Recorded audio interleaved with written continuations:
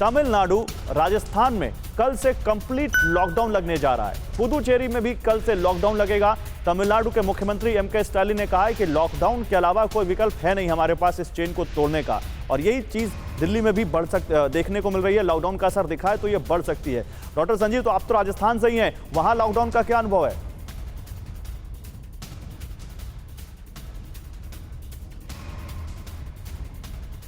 Doctor Sanjeev, next 2 weeks के लिए, अगले 2 हफ्ते के लिए स्ट्रिक्ट लॉकडाउन का ऐलान किया है स्टेट गवर्नमेंट ने जी। और अभी तक का जो लॉकडाउन था उसमें उतनी स्ट्रिक्टनेस नहीं थी, लोग फिर भी रूल्स वायलेट कर रहे थे, सबका रूट्स पे आना जाना काफी दिख रहा था।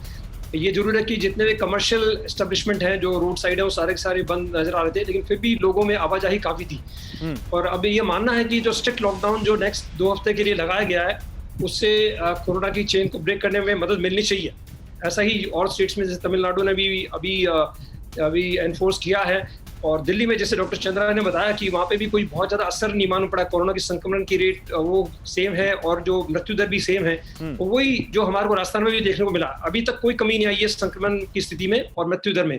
तो लॉकडाउन बहुत आवश्यक है और अभी एनफोर्स किया है, और 2 वीक में हमारे को उसका रिजल्ट देखने को मिलेगा। ठीक है डॉक्टर, मैं गुप्ता साहब को भी इस डिस्कशन में लाना चाहूंगा। गुप्ता साहब, देखिए, डीआरडीओ ने इस महामारी के दौर में बहुत मदद की है देशवासियों की। दवा की तो अभी हम बात कर रहे हैं, उससे पहले न जाने कितने बेड्स के अस्पताल दिल्ली में, पटना में, लखनऊ में और देश के दूसरे हिस्सों में डीआरडीओ तैयार कर चुका है और आगे तैयार भी कर रहा है। वो कौन सी एक्सपर्टीज है डीआरडीओ के पास? क्योंकि इन अस्पतालों से जो फीडबैक है वो भी अच्छा है, यहाँ मरीजों का इलाज भी अच्छा हो रहा है। तो इसके बारे में बताइए कि डीआरडीओ ये सब कैसे करता है और कौन सी एक्सपर्टीज है? क्या सेना की मदद की वजह से ही ये सब संभव हो पा रहा है? देखिए, ऐसा है कि डीआरडीओ का जो कार्य क्षेत्र है वो हमारी सेना के लिए, सेना को पूरी तरह से तैयार रखना है, और सेना का एक बहुत बड़ा अंग है हमारे सैनिक। तो इसलिए जो लाइफ साइंसेज लेबोरेटरीज हैं हमारे डीआरडीओ में, 9 लाइफ साइंसेज लेबोरेटरीज हैं, जिसमें से एक इनमास है दिल्ली में, जिसने कि इस 2G को बनाया था कैंसर के लिए करीब 15 साल पहले, और इसको ग्वालियर की लेबोरेटरी डीआरडी की मदद से इसको स्केल अप किया गया था, इसके ट्रायल किए गए। तो इसी तरह से 9 लेबोरेटरीज हैं जो हमारे सैनिकों की जो एक ह्यूमन नीड्स हैं, अलग अलग हमारे देश के जो ऊंचे पहाड़ हैं तो ऑक्सीजन, वहां ऑक्सीजन की कमी है, वहां पे आपके जो डेजर्ट है टेम्परेचर 55 डिग्री पहुंच जाता है, तो कारगिल क्षेत्र में -60 पहुंच जाता है। हर क्षेत्र में सैनिक को अगर आपने पूरी तरह मुस्तैद रखना है, उसकी सहायता करनी है, तो हमें इन तमाम क्षेत्रों में भी कार्य करना होता है। लेकिन हमारा कार्य क्षेत्र अधिकतर सेना के लिए होता है, लेकिन जब भी आवश्यकता पड़ती है तो हम उसको सिविलियन एप्लीकेशंस के लिए इन टेक्नोलॉजी का इस्तेमाल करते हैं।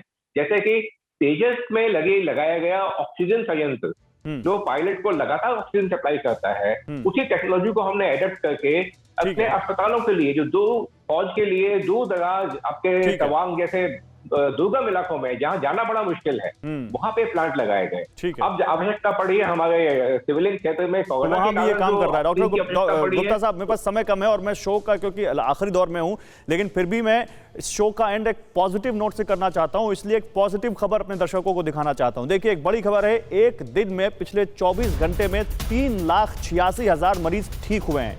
तो अगर आप 4 लाख के आंकड़े पर जाते हैं तो इस आंकड़े पर भी जाइए।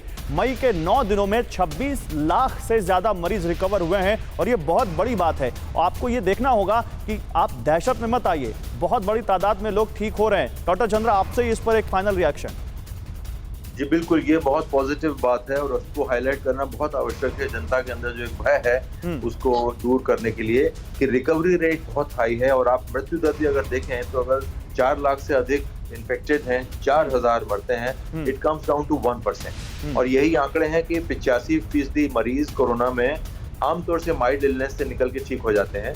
10-12% लोगों को अस्पताल जाने की आवश्यकता होती है, ऑक्सीजन की जरूरत होती है, और एक 1% टोटल का डेथ होती है। तो ये क्योंकि क्वांटम बहुत ज्यादा है, इसलिए आपको बहुत डर लगता है सुन के कि 4,000 से अधिक डेथ हो रही है, लेकिन अगर असल माने आप तो रिकवरी रेट कहीं इससे बहुत कई गुना ज्यादा है। और अगर हम आने वाले समय में वैक्सीन और ये जो नई दवाइयों को उपलब्ध कराते हैं, तो मुझे उम्मीद है कि हम इस महामारी पे अवश्य ही विजय पा पाएंगे और बचा पाएंगे। और मुझे लगता है कि आपकी इस पॉजिटिव बात का लोगों को पर असर पड़ेगा और लोग इस बात को समझेंगे कि अगर जागरूक रहें, अगर कोरोना का एप्रोप्रिएट बिहेवियर अडॉप्ट करें, अपनाएं, तो हम बहुत हद तक इससे बच सकते हैं। अड़ी सोमवार से शुक्रवार शाम 6 बजे सिर्फ TV9 भारतवर्ष पर।